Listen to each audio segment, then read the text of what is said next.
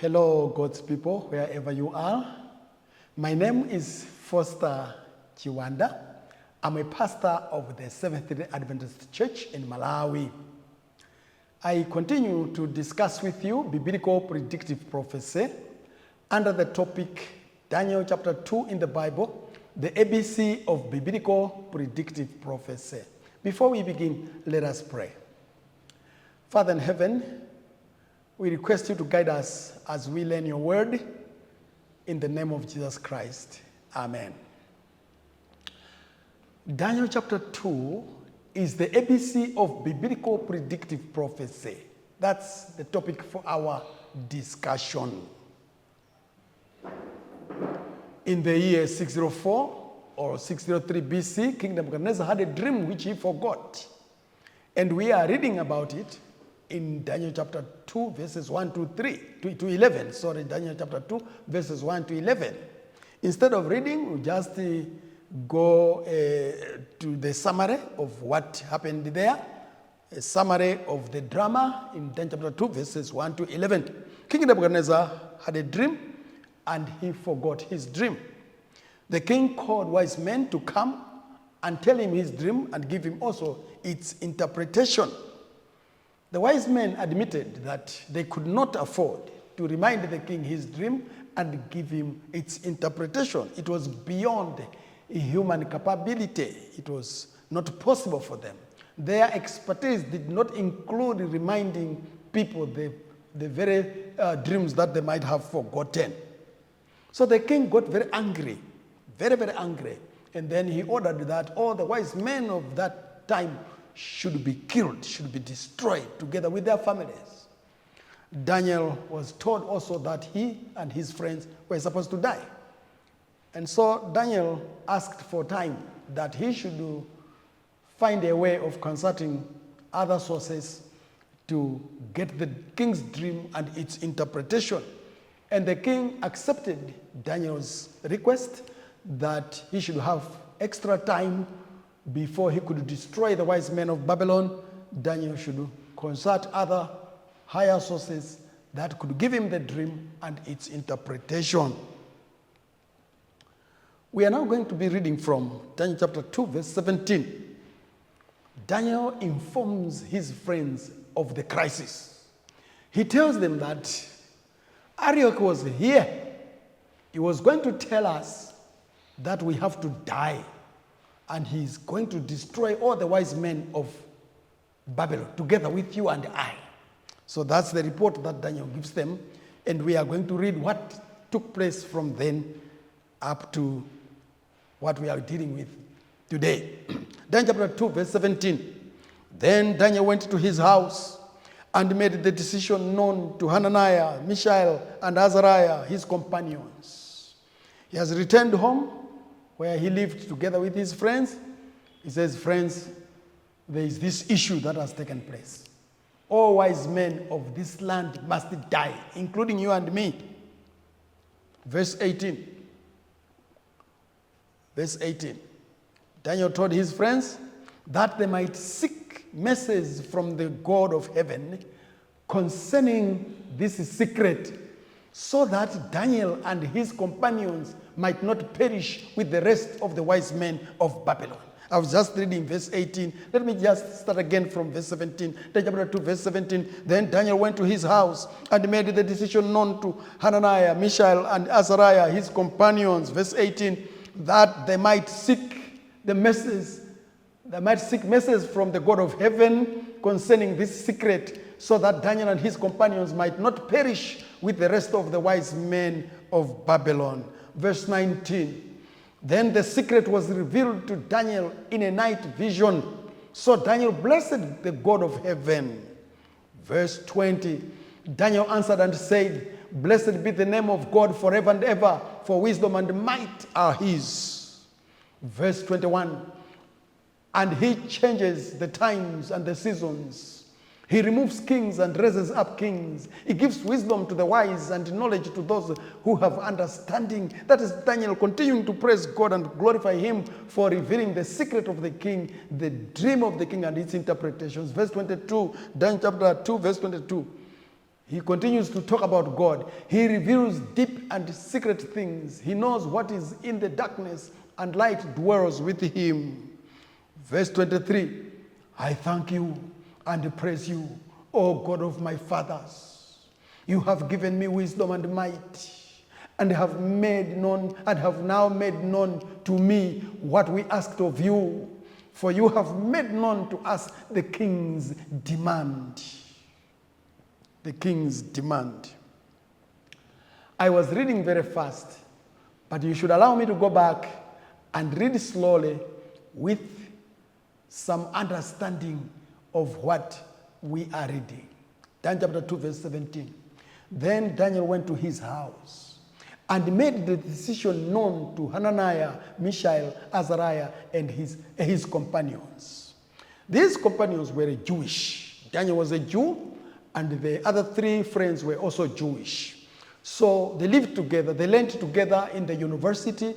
They sat for the exam together. They passed with distinction together, and God blessed them together.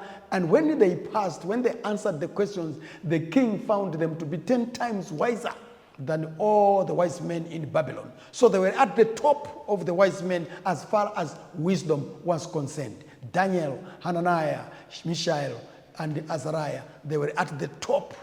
They were at the top of the wise men in their understanding of wisdom and dreams and so on, and interpretations. And Daniel himself was gifted according to what we understood from Daniel chapter 1, verses 1 to 20 there. But now, when the demand of the king came that his forgotten dream was to be interpreted, but also to be revealed, because he had forgotten the dream. He wanted it to be revealed back to him so that he remembers his dream, and then he hears what its interpretation was. And the wise men had been brought to the palace, and they had been asked to give the king his dream and also give him its interpretation. When all failed, Daniel and his colleagues were not there. Daniel was not there. Hananiah was not there. Mishael was not there. Azariah was not there. His companions, these Jewish erudites were not there. So when this news came to Daniel,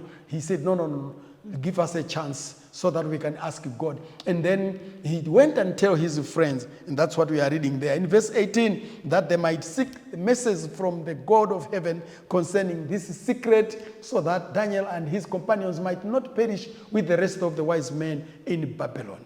Daniel saw that the destruction of the wise men, which included himself and his friends, was not going to be good. There was need for redemption. There was need for salvation. Everyone who was supposed to die needed to be saved from that death. So Daniel went and consulted his friends and said that, why don't we seek the message of God? Why don't we ask the God of heaven to help us, to save us? And the salvation that we are asking from God is that he should tell us the dream of the king, because the king is demanding for his dream and for its interpretation. God should give us that dream, and God should give us that interpretation. What we see here is faith. What we see here is trust. Daniel and his friends have faith in the God of heaven.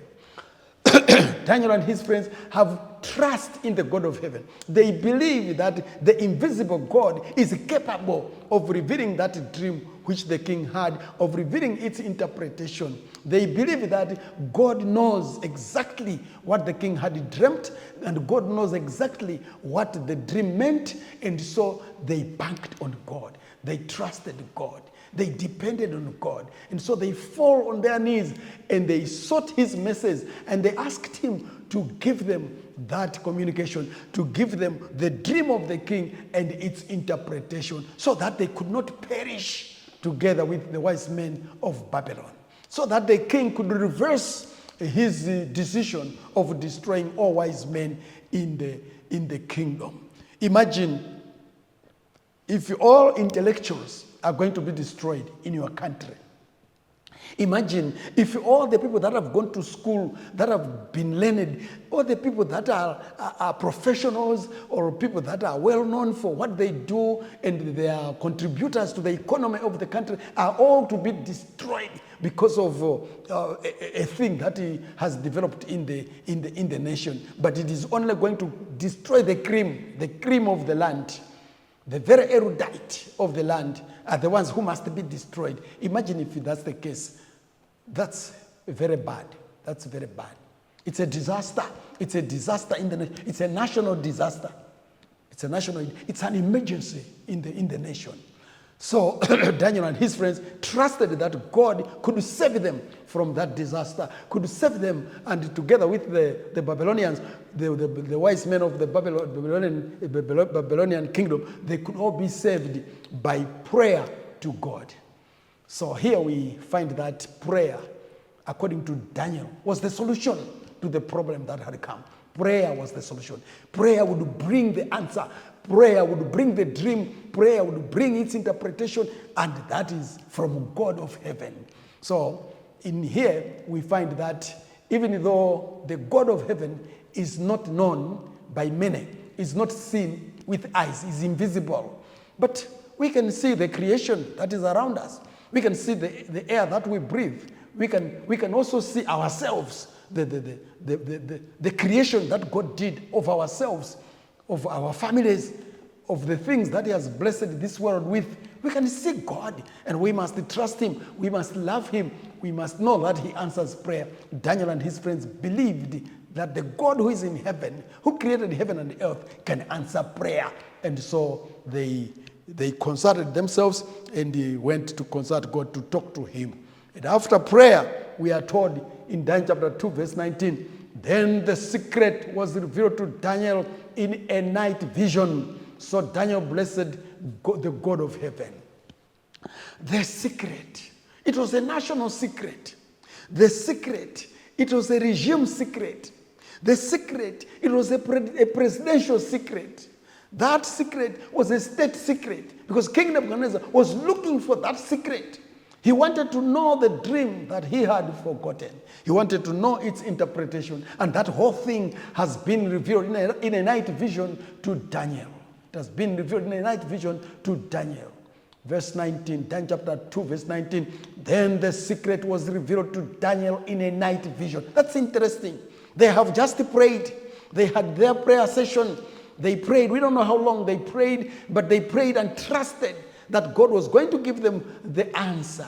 And as Daniel was sleeping that night, I can imagine him sleeping peacefully, trusting that God is going to answer the prayer, trusting that he was not going to die with his three friends, trusting that even the Babylonian wise men would not die because of the prayer they had prayed, trusting that the prayer he just prayed was a solution, was the very solution to the problem that the king was facing. And so he goes to pray, he goes to sleep peacefully, banking on God. He goes to sleep peacefully, depending on God. He goes to sleep peacefully, trusting God. He goes to sleep peacefully, having faith in the God of heaven. I'm just thinking that probably there are some people that don't find peaceful sleep because they don't have faith in God, because they don't trust God, because they don't pray to God, because they don't know what a solution prayer is to their problems. If we can pray over whatever issues we encounter, if we can pray over the problems that we meet in life, we can also trust God that he will answer our prayers. And trust God that he will give us a valid solution to the problems that we face. This is what happened here. Then the secret was revealed to Daniel in a night vision. The very secret that the wise men of the entire Babylon could not get, could not manufacture, could not bring about. The very secret that the king was looking for. The king demanded the very secret for want of which majority of wise people, intellectuals, wise men are going to die. They were going to be destroyed. that secret for which they were going to die was revealed to Daniel in a night vision. In a night vision. So Daniel blessed the God of heaven.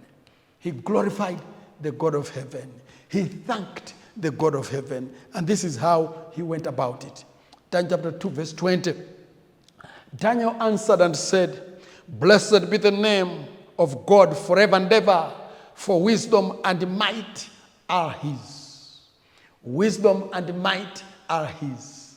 Remember, all the wise men of Babylon had been brought together and tried to consult themselves to get out of their own wisdom, out of their earthly wisdom, out of their human wisdom, out of their intellectual whatever.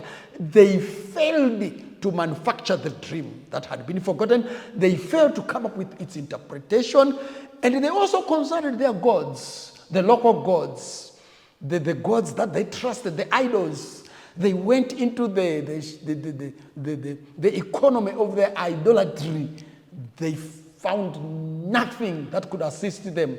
So, when Daniel blesses the name of God forever and ever, when he blesses that name, he says, "For wisdom and might are his." It was wisdom that gave the king the dream.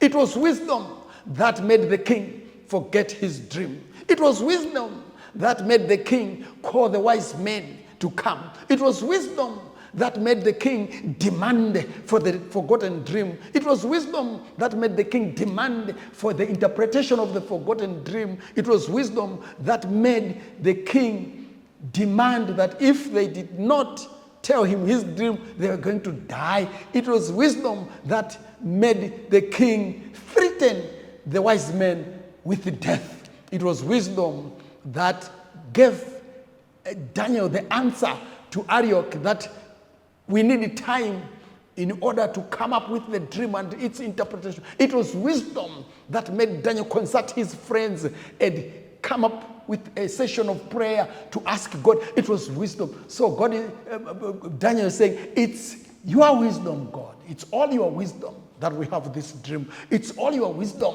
your might, that we have its interpretation. Daniel chapter 2, verse 21. And he is talking about God, that he changes the times and the seasons. God is the one who changes times and seasons. God is the one who removes kings and raises up kings. God is the one who gives wisdom to the wise. God is the one who gives knowledge to those who have understanding. So there's a list there of things that God does. I want us to be interested to itemize those things. Number one, God changes the times and the seasons. God is the one who changes situations. God is the one who changes circumstances. God is the one who changes the conditions. God is the one who can change all the negatives to be positive. God is the one who can change all that vexes us to be something that brings joy to us. God is the one who can change the time that we are going through, the terrible times that we go through. He can change them to something better. He is the one who changes the times and the seasons. He is the one who can turn things around. He is the one who can give us success where there was failure all the time. He is the one who can give life where there is death. So God is the one who changes times and the seasons. He removes kings and raises up kings. God is the one who chooses rulers, those who are going to lead the nations, those who are going to lead the entities, the institutions. God is the one who chooses them. And when he chooses to remove them, he also removes them. God is the one who does that. He can even remove some by death. He can remove some by elections. He can remove some by other means of removing them. And he can raise others in his own way. Some not even expected to rise, they can rise because he removes kings and raises up kings. He gives wisdom to the wise. Those who are wise, he adds wisdom on them. Those who receive wisdom from him, he adds more wisdom and more wisdom upon them. And he gives those knowledge, those who have understanding. If you understand, then God will add knowledge to you. That's what is happening. So Daniel is saying, you are adding knowledge to us because we understand you, Lord. You are giving us wisdom because we are wise. Yes, He could not give wisdom to the wise men of Babylon because they were not wise. They were trusting in idols. They were believing idols. They were worshiping false gods, which were not gods at all. So they were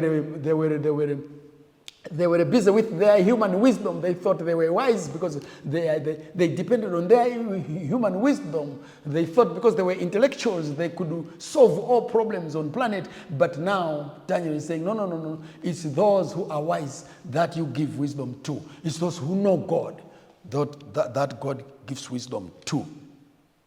Verse 22, Daniel says, he reveals deep and secret things. Right now, God has just revealed this dream to Daniel, has just revealed this interpretation of the dream to Daniel. The very thing that the king was looking for is now displayed before Daniel. So Daniel says, God, you reveal deep and secret things. He knows what is in the darkness, and light dwells with him. So there is nothing that can be hidden from God. All secrets can be revealed by our God. That's what Daniel is saying in his presence to God. Daniel chapter 2, verse 23. I thank you and praise you, O God of my fathers. You have given me wisdom and might, and have now made known to me what we asked of you, for you have made known to us the king's demand. Daniel is thanking God because now the king's demand is in his hands, is in his mind. The king's demand is now it is now at his exposure. It has now been exposed. It has now been revealed. The forgotten dream, Daniel has seen it. The interpretation of that dream, Daniel has got it. He has received it. So he says, God, you have made known to us the king's demand. To us. Why is he saying to us instead of to me? Because the prayer was in a prayer meeting. They demanded, they asked for this from God together with his three friends. So you have made it known to us in answer to our prayer. Daniel is not ascribing it or attributing this thing to himself. He's not taking the credit in his prayer to God. He is actually saying, it's us who approached you together with my friends. We approached you to give us wisdom, to give us might, to make known this thing to us, the king's demand. And you have given us this dream and its interpretation. He's including his friends there. Now, I will now bring a summary of what we have just discussed. In Daniel chapter 2, verses 17 to 23, Daniel goes home and informs his friends, his three friends, of the tragedy that has befallen all wise men in the kingdom of Babylon, because all of them must die. All of them must die. Why? Because they have failed to give the king his dream and its interpretation. His dream and its interpretation. And after he has informed his friends, the four enter into a prayer meeting, asking God to reveal the secret of the king's forgotten dream and its interpretation to them, so that Daniel would not die with the rest of the wise men of Babylon together with his friends. So they pray. They pray about this issue. The issue was the forgotten dream of the king. The issue was the interpretation of that forgotten dream. And when he informs his friends, they agree that the best solution would be to pray. Just to pray. Just to talk to God. Just to tell God, we are in a disaster here. We are in a crisis here. We are in an emergency here. We are in a situation that cannot be handled by human beings. The king has ordered. The king has decreed. The king has demanded that all wise men of this kingdom must die. All wise men of Babylon must die. And we are included in that group, Father. Daniel, Shadrach, Meshach, and Abednego, their Babylonian names. We are supposed to die. We are supposed to die. Together with the wise men of Babylon. We are supposed, so they pray. And after their prayer, God revealed the secret to Daniel in a night vision. God revealed the secret to Daniel in a night vision. So in that night vision, the whole dream of the king is exposed to Daniel. And its interpretation is exposed to Daniel. Then Daniel praised and blessed God for this revelation. Daniel praised God. Daniel blessed God for this revelation. Because there was no way Daniel would have known the king's dream that had been forgotten.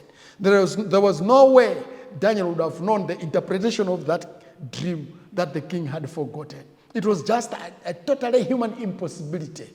It would not be possible at all for anyone, not even for Daniel himself. So Daniel praises God for this revelation, for the secret that has been revealed to him. Then Daniel acknowledged that God is the one who reveals secrets. Daniel acknowledged God as the one who reveals secrets. He said, God, you are the one who revealed this secret to me. You are the one who revealed the king's dream and its interpretation to me. The whole secret that the Babylonians were looking for, the whole secret that the wise men of Babylon were looking for but failed to find it, the whole secret that the king was looking for, that he had dreamt and forgotten, that whole thing is here with me. You are the one that reveals secrets. He thanked God for that. He thanked God for showing him the king's dream and its interpretation. Daniel was now ready to face the king, to tell the king his dream and to provide him with its interpretation. That's how we can summarize the story the way we have presented it. Now I'll come up with the questions and the answers. We will close with questions and answers. The first question is, why did Daniel involve his colleagues, the three colleagues, in prayer? Why didn't he just pray alone and get an answer from God? Number one, the answer to number one, the question is number one, the answer is also number one. Daniel was selfless. There was nothing to gain in selfishness over this issue. He needed his friends. The order of the king demanded the death of all wise people, including Daniel and his three friends. They were all wise, they could all die. But also, Daniel involved them in the prayer, included them to come into the prayer meeting because he also had confidence in their faith in God, in their relationship with God. He understood them as one with him in faith, as one with him in obedience to God.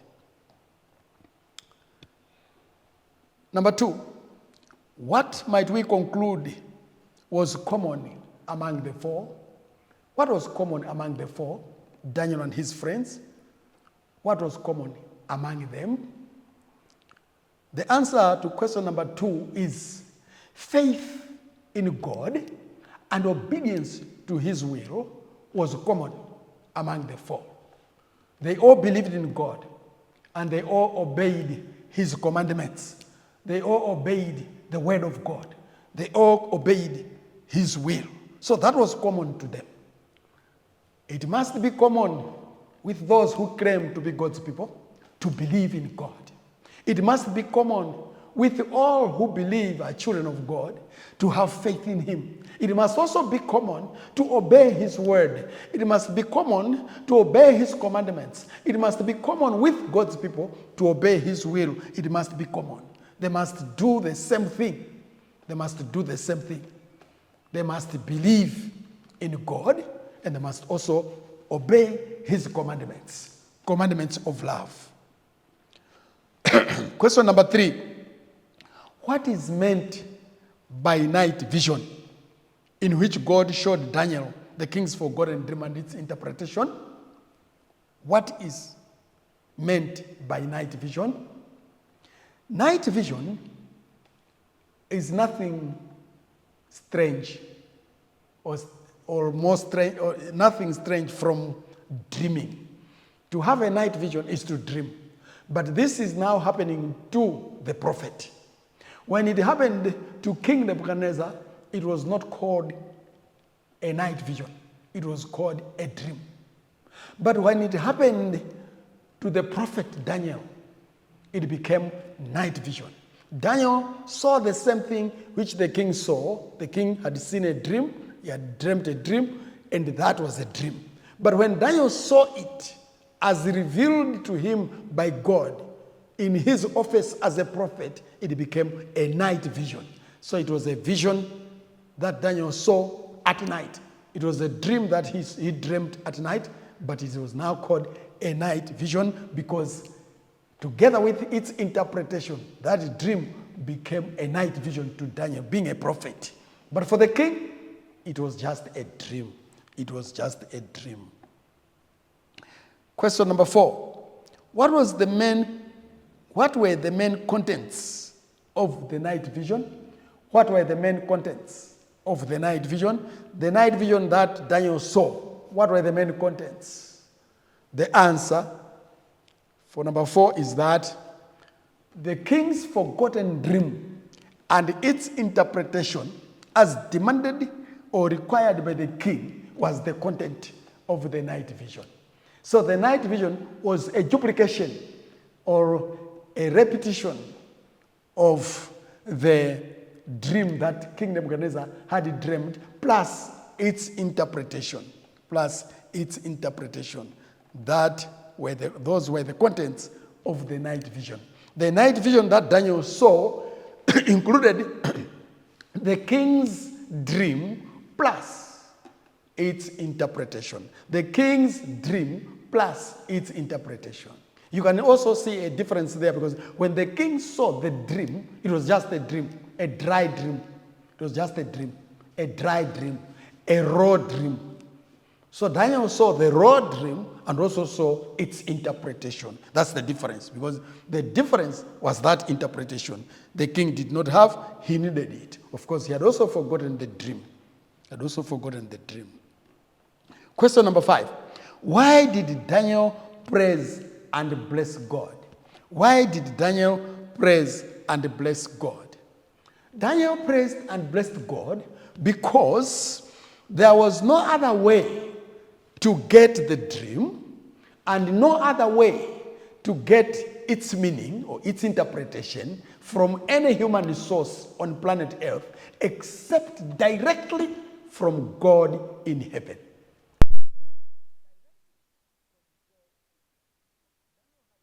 A reason to thank God, to bless God, because to praise.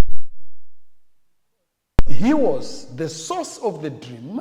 He was the source of its interpretation. There was no way Daniel would have gotten that dream from any human being or from within himself. It was God who brought that dream and its interpretation. Without God, there was no other way to get the dream and its meaning. That's the answer to question number 5. Why did Daniel praise and bless God? Without God, there was no other way to get the dream and its meaning. Question number 6.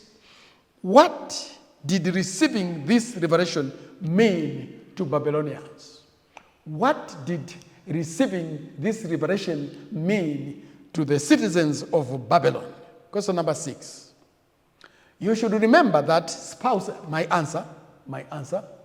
Let us remember that spouses and children that would have lost their husbands and their dads, their fathers, by death, saw salvation. It was salvation to the citizens of Babylon.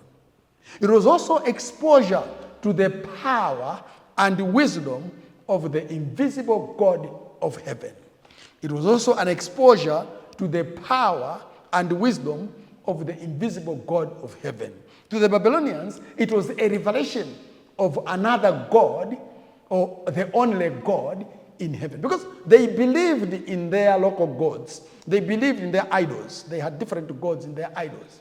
So they believed in those idols who failed to tell the king his dream. Who failed? When they were consulted by the wise men, they failed to produce the forgotten dream. But the God of heaven produced not only the dream, the forgotten dream, but also its interpretation. Therefore, they were exposed to the power and wisdom of God, the God of heaven. So the whole thing was also a revelation of the God who lives away from human beings, up there in heaven.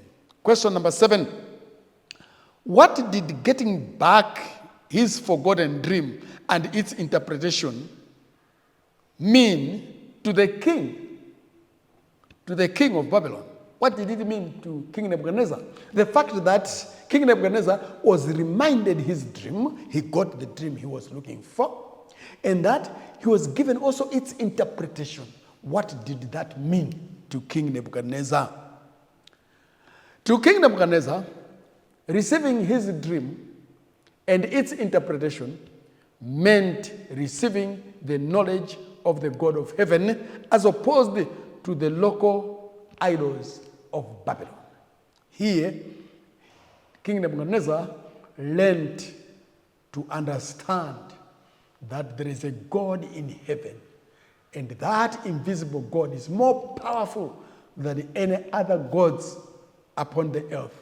So he could be able to compare that God with this God that revealed the dream to him. That's what we can say in this case. I am sure you have enjoyed this presentation, and I want to thank you for watching and listening. May the great God richly bless each one of you. Thank you very much. Thank you.